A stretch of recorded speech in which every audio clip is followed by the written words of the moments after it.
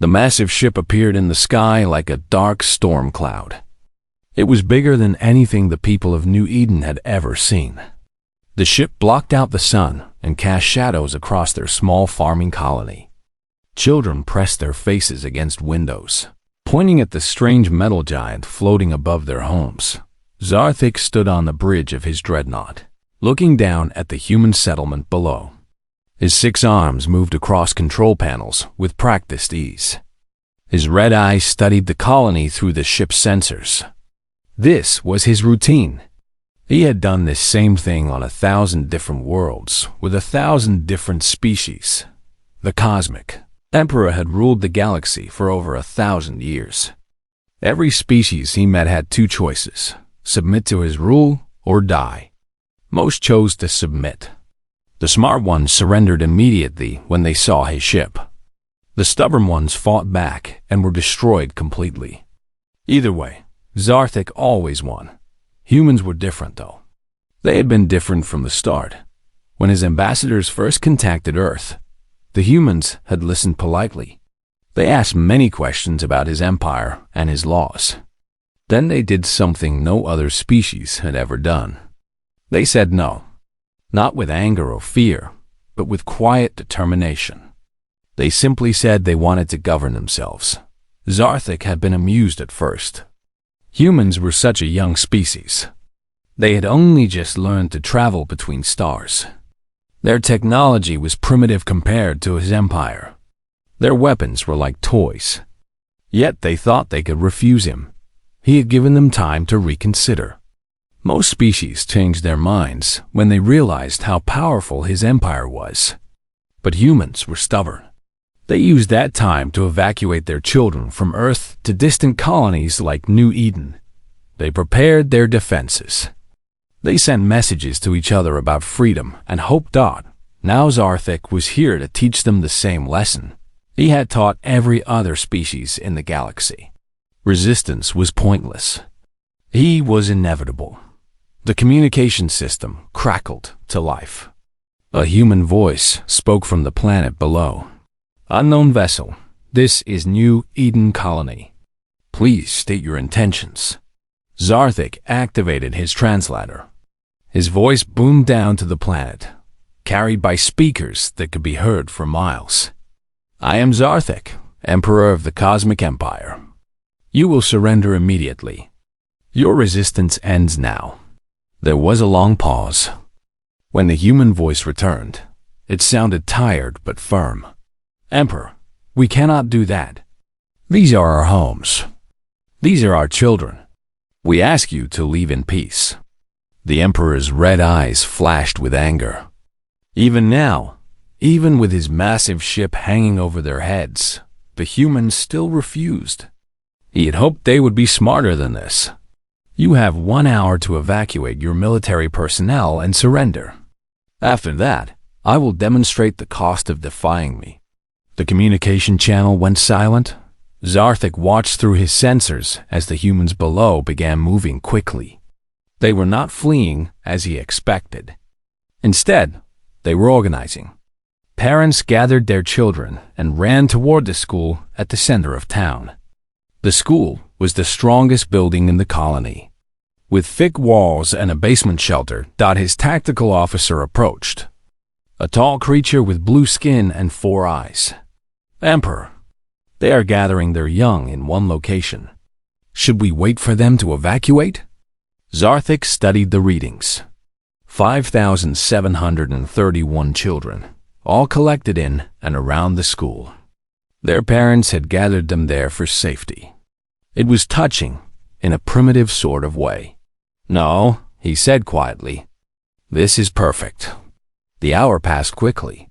As expected, no human military surrendered. Instead, a group of farmers and teachers had taken up old hunting rifles and positioned themselves around the colony. They could not possibly think such weapons would harm his ship. When the deadline arrived, the humans fired first. Their primitive projectile weapons sparked harmlessly off his ship's shields. The Emperor almost smiled. They were giving him the justification he needed. "Target the school," he commanded. His weapons officer hesitated. "Sir, our sensors show it is full of young ones." "I know exactly what it contains," Zarthik replied coldly. 5,731 children. Target the school and fire." The dreadnought's main cannon charged with a sound like thunder. A beam of pure energy lanced down from the sky, striking the school with perfect precision. The building exploded in a flash of light and heat. The blast was so controlled and focused that it destroyed the school completely while leaving the surrounding buildings mostly intact. But Zarthik was not finished. His ship fired again and again, targeting every place where children had been gathered. Playgrounds, a small hospital, even a few houses where families lived. Each shot was perfectly calculated. Not random destruction, but deliberate murder. When the firing stopped, the Emperor counted the casualties on his sensors. Exactly 5,731 children. Not one more, not one less. The number was important. It was large enough to break the human spirit, but not so large that it would eliminate their usefulness as workers. Smoke rose from the colony below. The Emperor waited for what always came next. The surviving adults would emerge from hiding, broken and weeping. They would beg for mercy. They would offer to surrender completely if he would spare the rest of their families. This was how it always worked. He had seen it on world after world. Species who thought they were brave discovered that courage meant nothing when faced with the death of their children. But as the smoke cleared, something strange happened. The humans did emerge from their hiding places, just as he expected. But they were not running toward his landed guards to surrender. Instead, they were running toward the destroyed school. Zarthik leaned forward in his command chair, watching through his sensors with growing confusion. The humans were digging through the rubble with their bare hands. They were calling out names. Some were weeping, yes, but they were not fleeing or surrendering. They were searching for survivors. Curious, he muttered to himself.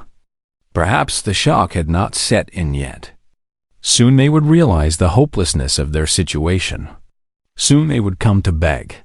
But deep in his ancient heart, a small voice whispered something that made him uncomfortable. This was not how broken people behaved. This was something else entirely, something he had never seen before. 3 hours had passed since the attack.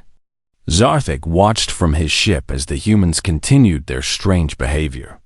They had not sent any messages begging for mercy. No white flags had been raised. No delegations had come forward to negotiate surrender. Instead, they kept digging through the rubble. The Emperor had seen grief before. Every species mourned their dead in different ways.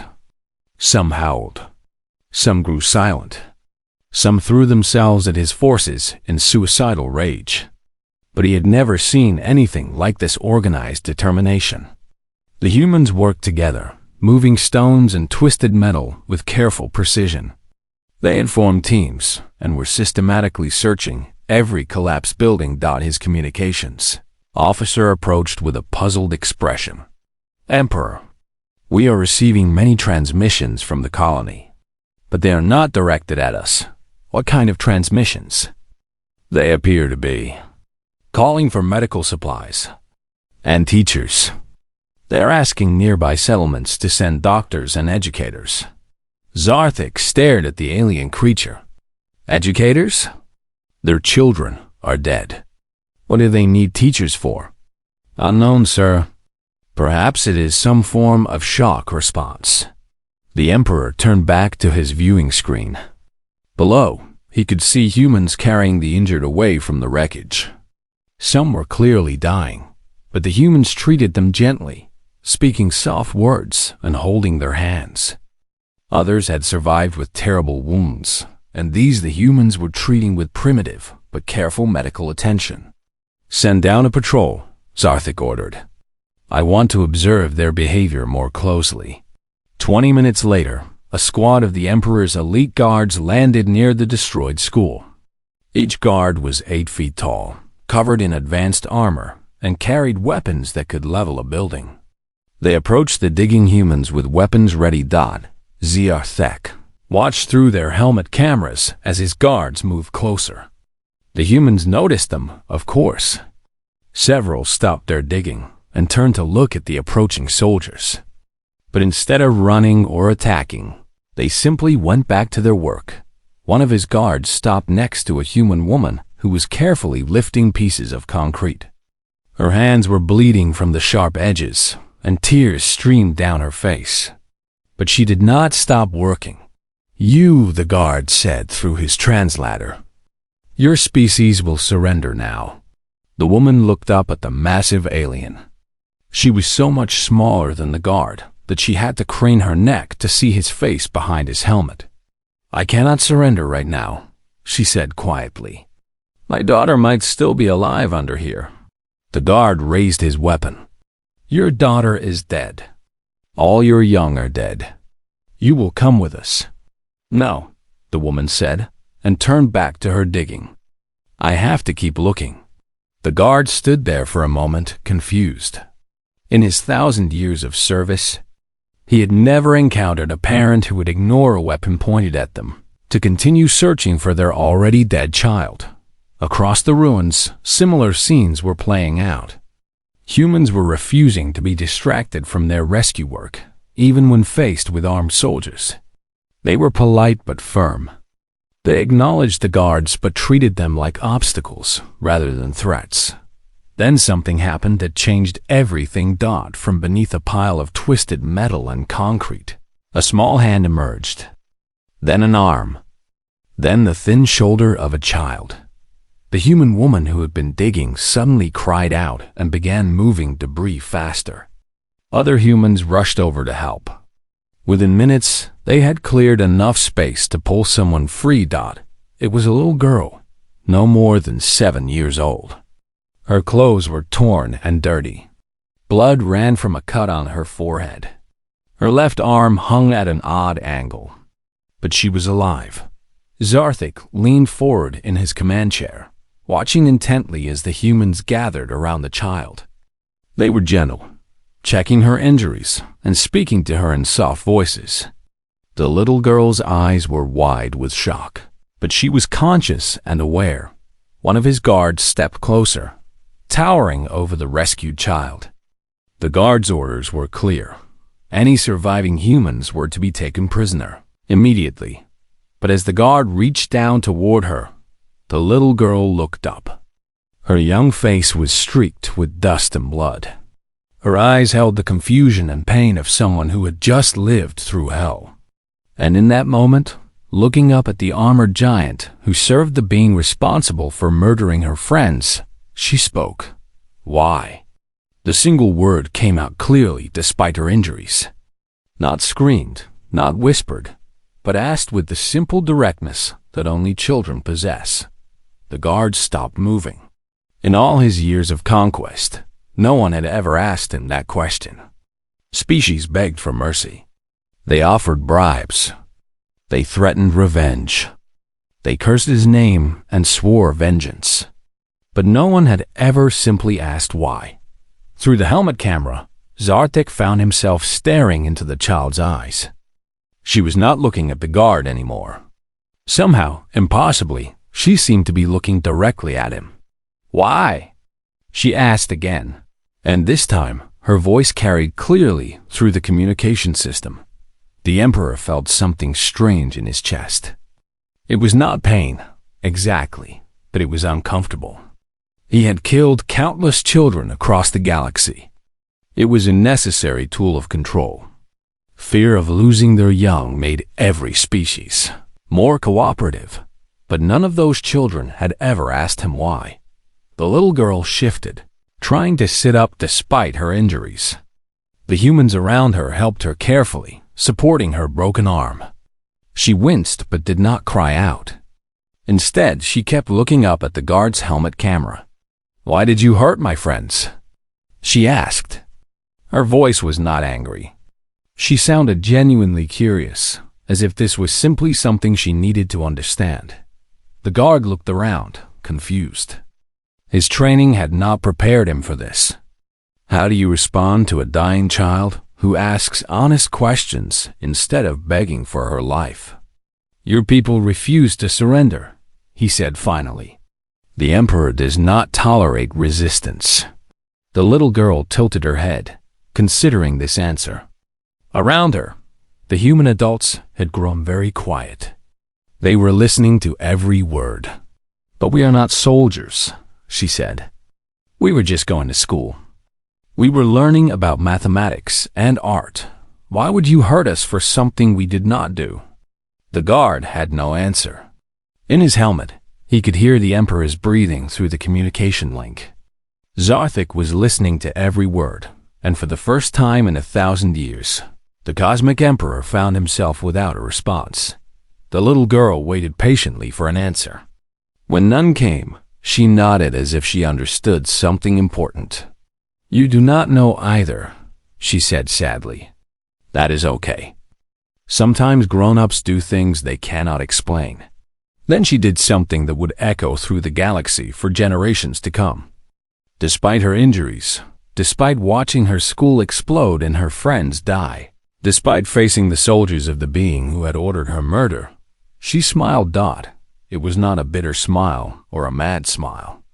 It was the gentle, forgiving smile of a child who still believed that even bad people might become good if they just understood better. And in that smile, Zarthik saw something that shook him to his core. He saw hope. Zarthik stood alone in his private chambers, staring at the wall where he kept trophies from conquered worlds. Crowns, weapons, sacred artifacts, all taken from species who had eventually bowed before his power. But tonight, those symbols of victory brought him no satisfaction. A child's question echoed in his mind. Why? Such a simple word. 3 letters, 1 syllable. Yet it had done something that 1,000 armies could not do.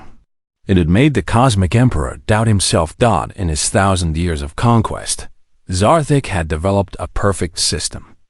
Every species followed the same pattern when faced with his power. First came denial.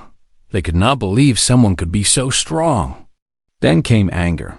They fought back with everything they had. Then came bargaining. They offered him treasures, or promised servitude if he would spare their people. Finally came acceptance.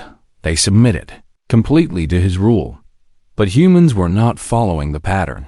He activated his communication system and called for his chief scholar, Veltar. Within minutes, the ancient being appeared on the holographic display. Veltar had served the Empire for 600 years and knew more about conquered species than anyone alive. Emperor, Veltar said, bowing his many-eyed head. How may I serve? I need you to research the humans, Zarthik said. I want to know everything about their psychology. How they think, how they respond to trauma, what breaks them. Veltar's eyes flickered with interest. Has something unexpected occurred, Emperor? Just do the research? I want a complete report within 12 hours. While he waited, Zarthik continued monitoring the colony below. The humans had pulled 17 more children from the wreckage, all alive but injured. They had also recovered the bodies of hundreds of others. But instead of holding funeral ceremonies, they were doing something strange. They were building. Using materials salvaged from destroyed buildings, the humans were constructing temporary shelters. Not military fortifications, but schools. Simple wooden structures where the surviving children could continue their education while they healed from their injuries. The Emperor watched in fascination as human adults worked through the night. Many were injured themselves, but they ignored their pain to focus on the children. They shared their food equally. They took turns standing guard not against his soldiers, but to watch for dangerous debris that might fall. Most puzzling of all, they sang quiet songs that drifted up through his ship's audio sensors. Not war chants or funeral dirges, but gentle melodies that seemed designed to comfort frightened children. The surviving kids joined in, their young voices mixing with their parents' deeper tones. Zarthik had heard millions of voices across the galaxy. Species sang to celebrate victory, to mourn defeat, to pray for salvation. But he had never heard anything like this. These humans were singing to maintain hope in the face of absolute despair. 12 hours later, Veltar returned with his report. The scholar's expression was troubled as his image appeared on the display. "Emperor, I have completed the research as requested. But I must warn you, what I found is unprecedented." "Explain." Veltar activated a series of holographic documents, human historical records, psychological studies, cultural analyses. "Humans possess a trait that appears to be unique in the galaxy," the scholar began. "When faced with trauma or loss, most species focus on survival or revenge. Humans do something different. They focus on meaning." "Meaning?" "Yes, Emperor. Humans have an overwhelming need to understand the purpose behind events, even terrible ones. They cannot simply accept suffering. They must transform it into something that serves a greater purpose." The hologram showed images from human history. Zarthik saw scenes of humans in devastating situations, wars, natural disasters, diseases that killed millions. But in every case, the humans had responded the same way. They had asked questions. They had learned. They had built something better from the ashes of destruction. "Look at this," Veltar continued, highlighting a particular record. During their great wars, humans built underground schools to continue educating their children during bombing raids. When plagues killed millions, they used the crisis to develop better medicine for everyone. When their planet was dying from pollution, they used that threat to learn how to travel to the stars. Zarthik studied the images with growing unease. "You are telling me that humans become stronger when they suffer? Not stronger in the traditional sense, but they become more determined to understand. And once humans understand something, they cannot be convinced to stop questioning it." More images appeared. Humans who had survived terrible concentration camps, yet dedicated their lives to teaching about peace. Humans who lost their families to disease, then spent decades working to cure others. Humans who faced extinction, yet chose to send their knowledge to the stars so future generations might benefit. "Their art forms show the same pattern," Veltar continued. "Human music, literature, and visual arts are filled with themes of hope emerging from darkness. They seem to believe that suffering has no meaning unless it leads to growth." The Emperor felt that strange sensation in his chest again. "What are you saying about their response to my attack?" "Based on their psychological patterns, the death of their children will not break them. Instead, it will cause them to ask deeper questions about the nature of power, justice, and civilization. They will want to understand not just what you did, but why systems exist that allow such things to happen." Zarthik stood silent for a long moment. Below them, he could see the humans still working by torchlight, still building, still singing softly to their wounded children. "What do they hope to accomplish?" he asked finally. "Unknown, Emperor. But human history suggests they will not stop until they find answers that satisfy their need for meaning. And once they find those answers, they will act on them regardless of the cost." The scholar's image flickered as he prepared to disconnect, but then he paused. "Emperor, there is one more thing. In my research, I discovered that humans have a saying, the only thing necessary for evil to triumph is for good people to do nothing. They believe that witnessing injustice creates a moral obligation to act. And every human in that colony witnessed what you did to their children. According to their psychology, they now feel personally responsible for ensuring that it never happens to anyone else's children, anywhere in the galaxy." The communication ended, leaving Zarthik alone with his thoughts. For 1,000 years, he had ruled through fear, because fear was simple. Afraid species were predictable. They could be controlled, manipulated, used.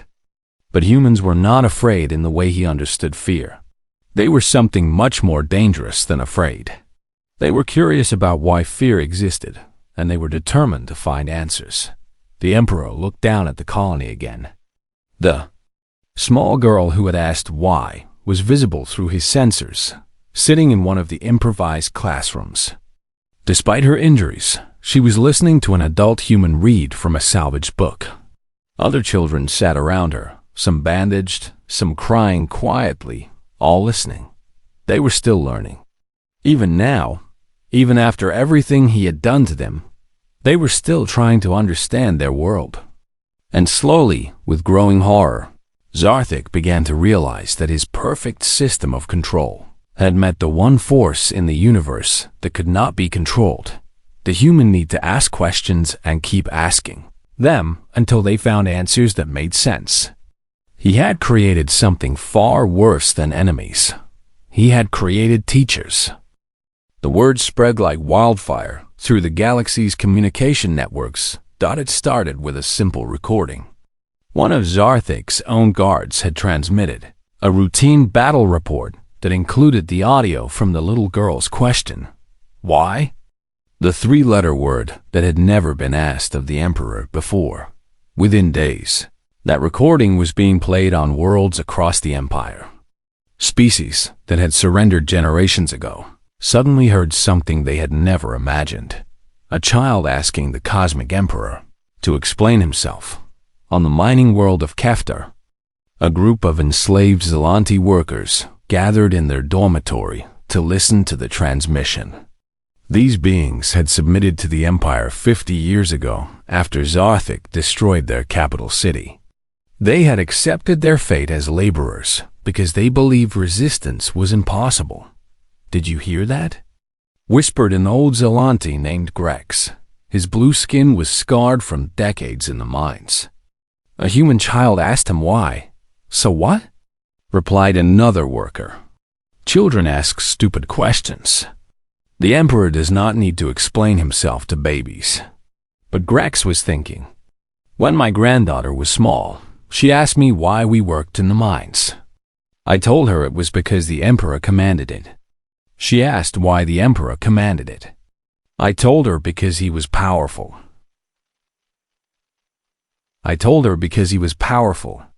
She asked why being powerful meant he could make us work. I could not answer.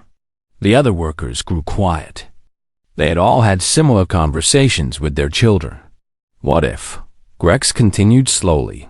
What if the little human girl asked the right question? What if there is no good answer? Similar conversations were happening across the galaxy.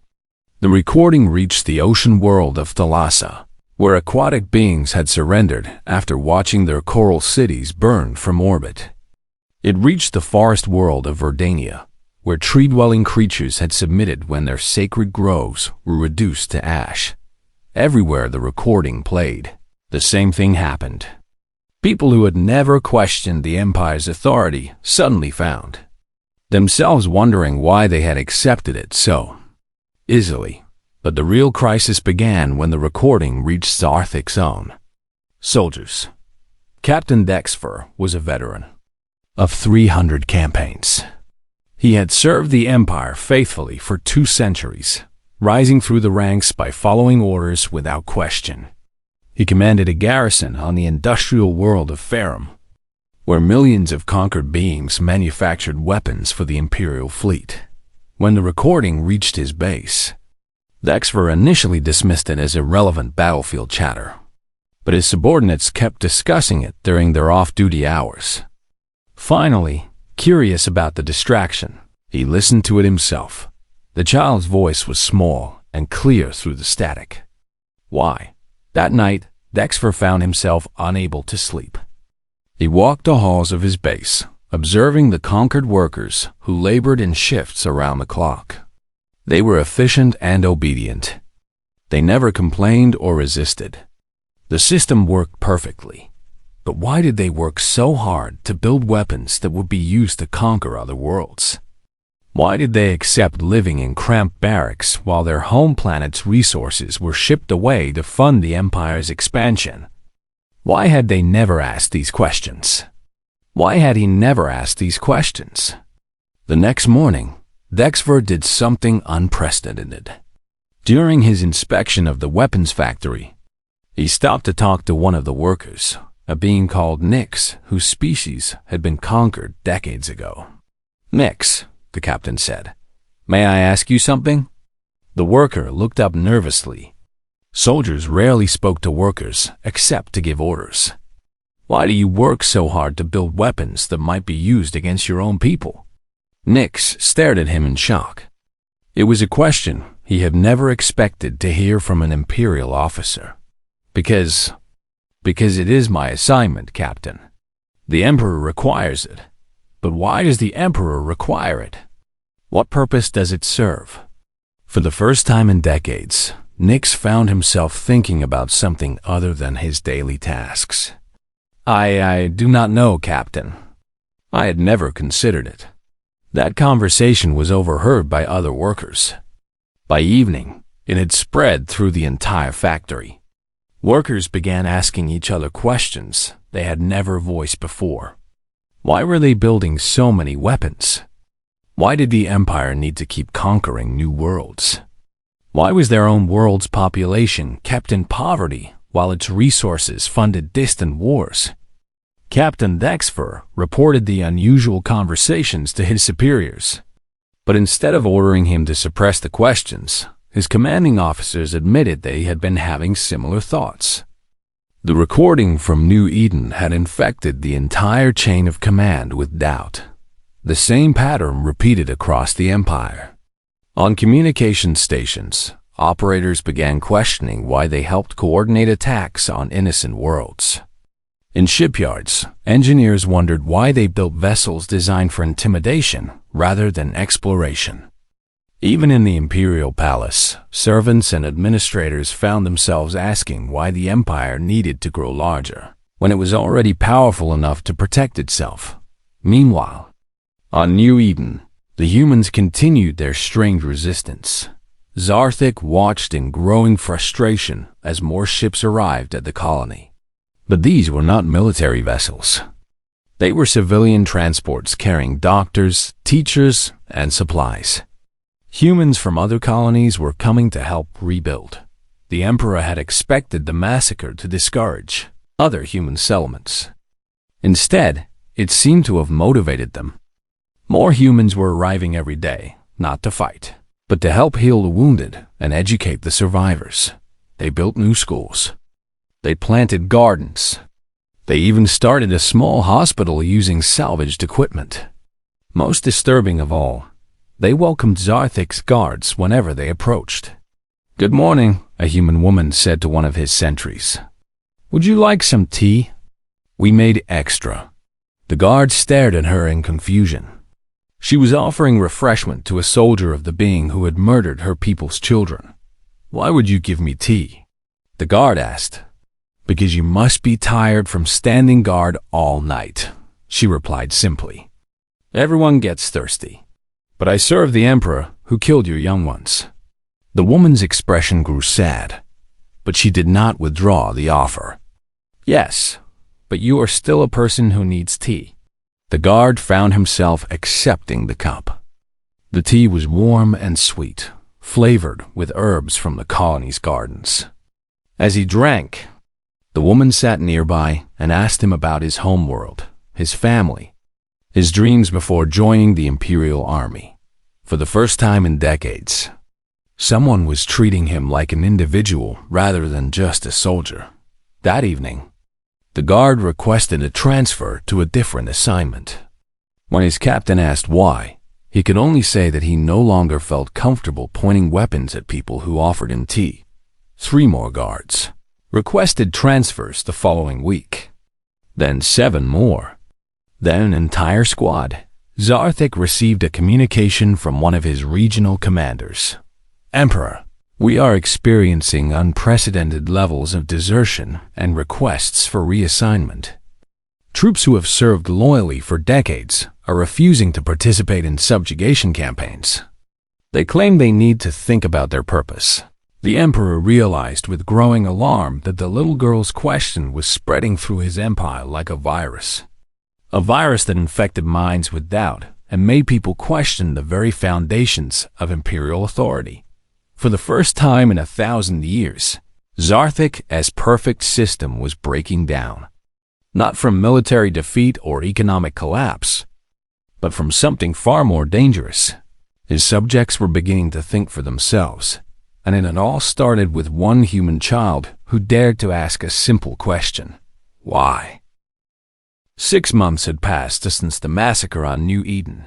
6 months since a little girl asked one word that shook an empire. Zarthik stood in his throne room, receiving reports from across the galaxy. Each one brought worse news than the last. Emperor, his communication officer reported, 17 more worlds have declared independence this week. They are not fighting us. They are simply ignoring our authority. They claim they no longer recognize the legitimacy of imperial rule. And our forces? 60% of the Third Fleet has abandoned their ships and returned to their home worlds. They say they want to spend time with their families and think about what really matters. Zarthik closed his eyes. His empire was not collapsing from war or rebellion. It was dissolving because his subjects had stopped believing in it. They were not angry at him. They simply no longer saw any reason to obey. Emperor, another aide approached nervously. There is something else. The humans on New Eden have sent you a message. What kind of message? An invitation. They are holding something called a healing circle tomorrow. They have invited you to attend. The Emperor stared at his subordinate. They want me to visit the colony? The place where I murdered their children? Yes, sir. The message says they would like to understand your perspective. They think it might help both sides find peace. For a moment, Zarthik considered having the entire colony destroyed. It would be easy. One command, and the source of his problems would be eliminated. But he knew it would not matter anymore. The question had already spread too far. The doubt had already taken root across the galaxy. And if he was honest with himself, he wanted answers too. The next day, for the first time in centuries, Zarthik left his dreadnought and walked on the surface of a world he had attacked. He wore no armor and brought no guards. If the humans wanted revenge, this would be their chance. But when he arrived at the healing circle, he found no weapons pointed at him. Instead, he saw humans sitting in a large circle in the center of their rebuilt colony. Children played nearby, their laughter echoing through the air. Many showed scars from the attack, but they seemed healthy and happy. In the center of the circle sat the little girl who had asked why. Her arm had healed, though it still bore faint scars. She looked up as the massive alien emperor approached and smiled the same gentle smile she had given his guard months ago.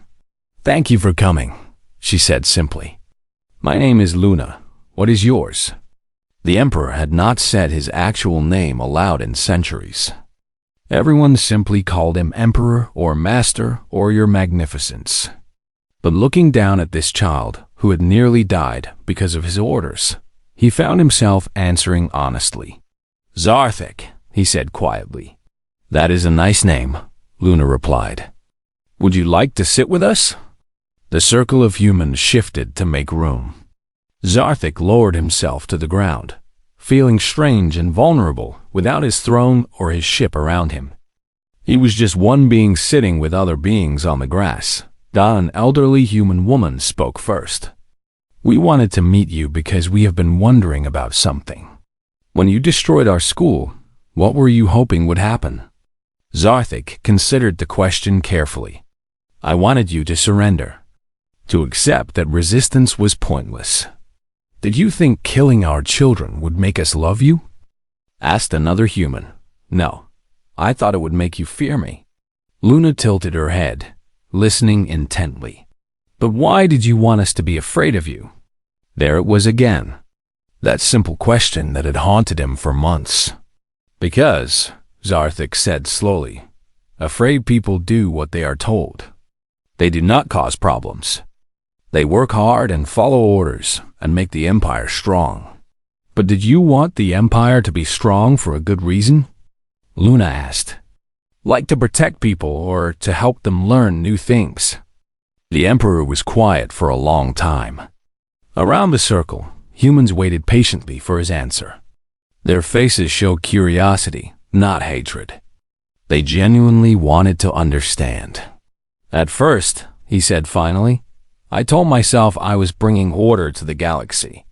That species were safer under my rule than fighting each other. That sounds like it could be a good reason, said the elderly woman gently. What changed?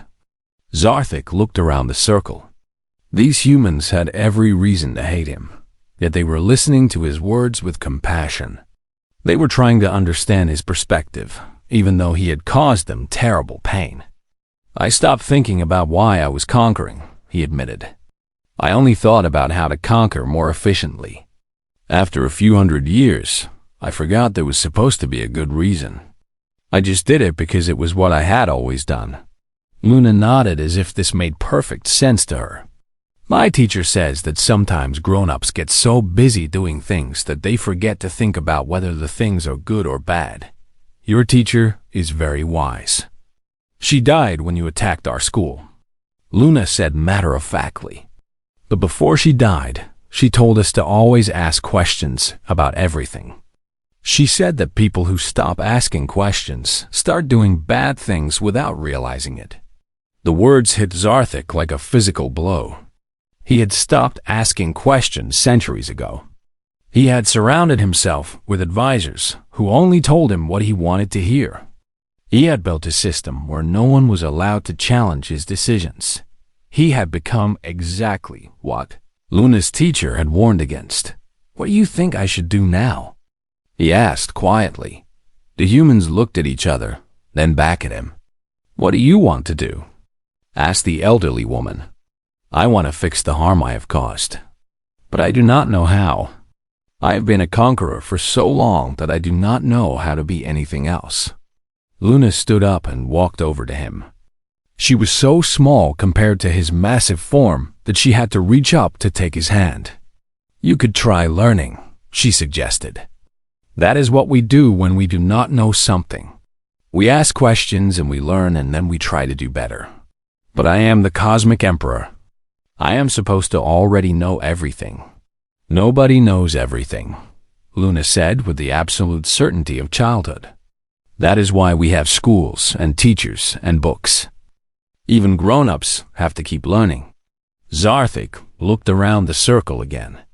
These humans had lost everything because of his actions, yet they were offering to teach him how to be better. They were showing him a kindness he had not experienced in centuries. If I tried to learn, he said hesitantly, if I tried to change the empire into something better instead of just something bigger, would you help me? The humans smiled. Of course, said the elderly woman. But we would need you to answer one more question honestly. What question? Luna squeezed his hand gently and looked up into his ancient eyes. Do you promise to never stop asking why? Even when the answers are hard to hear. Zarthik thought about his vast empire, built on fear and maintained through violence. He thought about the millions of beings who obeyed him, not because they respected him, but because they were terrified of him. He thought about all the children across the galaxy who had never had the chance to ask questions because their curiosity had been crushed by imperial authority. For 1,000 years, he had been the Cosmic Emperor. But maybe it was time to learn how to be something better. Yes, he said quietly. I promise. And in that moment, sitting in a circle with beings he had tried to destroy, Zarthik began the hardest lesson of his long life, learning how to transform an empire built on fear into a community built on understanding. It would take generations to undo the harm he had caused. But for the first time in centuries, the former emperor had a reason to hope, because a little girl had taught him that the most powerful force in the universe was not fear or strength or advanced technology. It was the simple courage to ask why, and keep asking until you found answers worth living for.